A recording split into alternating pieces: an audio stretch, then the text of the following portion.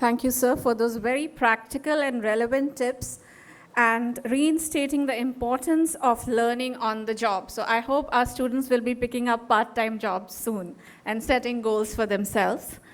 Our next guest of honor is Chef Liam Crotty, Executive Chef, Hyatt Regency, Gurgaon. Passionate about cooking, the dynamic chef is a connoisseur of culinary arts from across the globe. Prior to joining Hyatt Regency, Gurgaon, Liam was a part of the pre-opening team at Hyatt Regency, Dubai Creek Heights. As executive chef of the largest convention hotel in Gurgaon and over 18 years of professional experience, Chef Liam is in charge of overseeing all the culinary aspects of the kitchens, menus, training modules, and most importantly, securing the standards of excellence expected by both domestic and international patrons. I now invite Chef Liam Crotty to share with us his repertoire of experience about global culinary trends. Thank you very much, everybody. Good morning. I'm just going to touch base a little bit about some food trends and concepts of where we've been and where we're going in the coming years.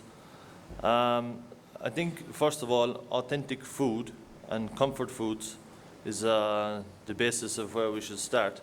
What comes to mind when we talk about authentic food or an authentic restaurant is generally traditional decor, traditional food, served by local people in a relaxed, comfortable environment. I think one of the places we hear a lot about here in Delhi is Bukhara. We hear about it this morning, once already here. The first restaurant I heard about when I came. Every week I hear about it, and it's a traditional restaurant. It's the best example in a 5-star environment, of course. It's a traditional style. People know what they expect. They keep coming back time and time again for years and years. When you have travelers coming from overseas, this is what they want to find. This is where they want to go. They want to find the culture, the tradition of the place, meet the people. So it's a very valuable thing, and it's the one that people talk about. And we ask ourselves, do other trends and concepts, do they last as long as this? So it's the basis for everything. Street food, the street food of the Red Fort in Delhi, you have this Parati Wali Gali and Lali Baba Chat. These places are similar in a different environment, but the same. Very traditional, comforting, charming food, and equally popular. The catchment audience is huge. People from all walks of life. Travelers. It's just, if it's street food, if it's in Delhi, if it's in Bangkok, Vietnam, Thailand, street food will be around for a long time. It's been around for hundreds of years, and it'll be around for hundreds of years more. Now it's becoming very popular in food trucks. You know, the food trucks are coming up, pop-up restaurants. So if people don't want to go to the restaurant is coming to you in the residential areas, in the new areas of town. So this is becoming very popular. I think the concept of a barbecue in hospitality, I think Mr. Hayden mentioned a while ago, the barbecue is something people always love. You're with your families, with your friends, and that's when the true hospitality comes out. When you're serving each other in your relaxed environment, it's very, very important. It's no secret that food tastes better when we eat by hand. I think in the Western world we don't eat by hand as much as we do here in India, but food tastes better when you eat by hand, you know.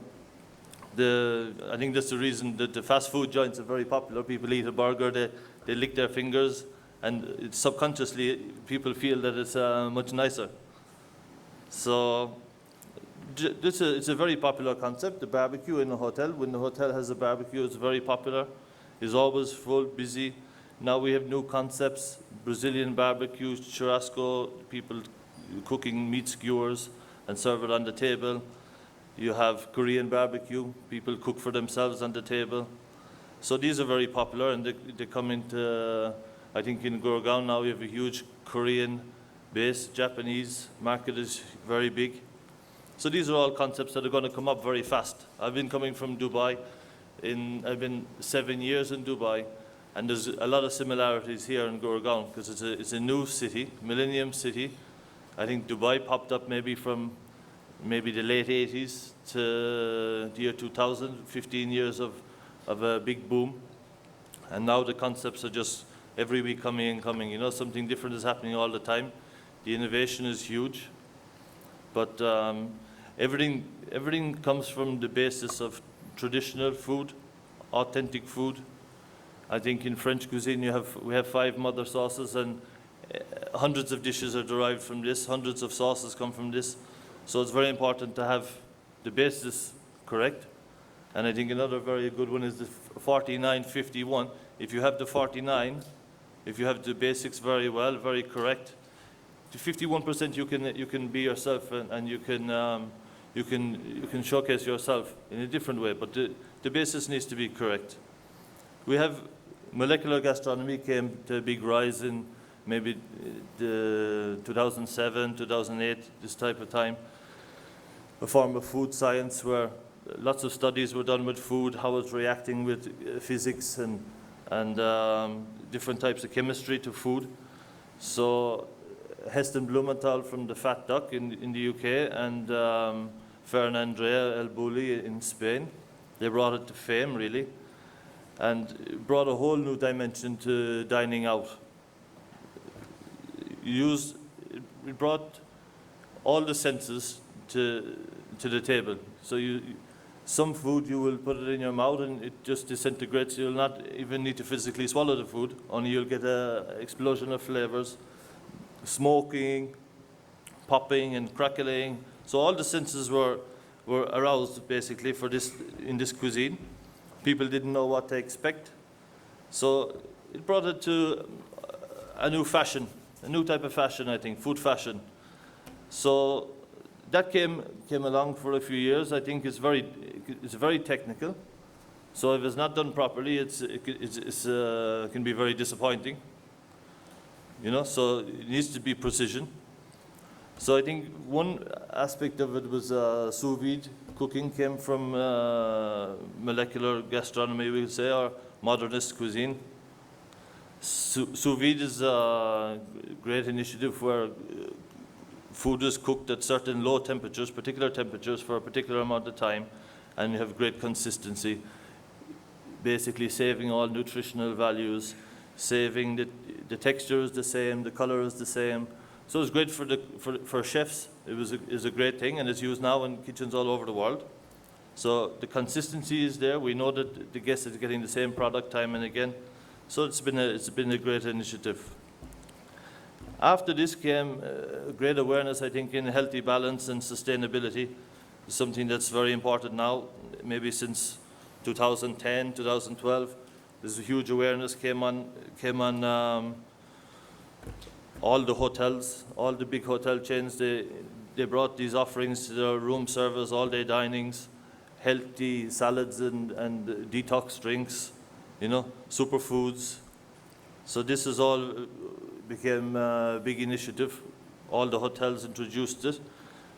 I think portion controlling become very important with the awareness from diabetes and obesity.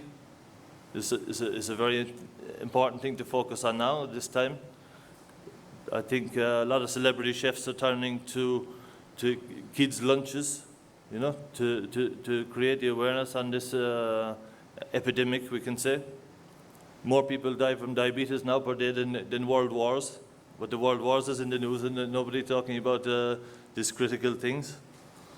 So in my company, in Hyatt, we introduced food thoughtfully sourced and carefully served, basically with 3 pillars. One was for the nutritional value, healthy food, healthy planet, and healthy community. So the healthy food, vegetarian food, organic food, natural meats without any growth hormones, artificial supplements. So this was the first one. Healthy planet was introduce our sustainability, sustainable seafood. local farmers markets, supporting the local farmers markets. So this has become very important. The sustainable seafood, I think in India we have a few suppliers which are fully compliant with our guidelines. So I tell them always, if we can get the sustainability to where it's supposed to be, I told one supplier that he'll have the business from every Hyatt in India, and probably the other companies are the same. If we can get the people to be compliant with saving the fisheries, saving the environment, it'll be a much better place. And I think by the time 2020 comes, everybody will have to be, otherwise the rest will not survive. So the next one was our supporting the communities, working with schools and colleges like here. I think we can do more in the future also. We'll explore. We do at least 5, 6, 7 local items on our menus. So people, they recognize where it's coming from. People want to know where the food comes from. Is it organic? Is it seasonal? This is what is on people's minds now.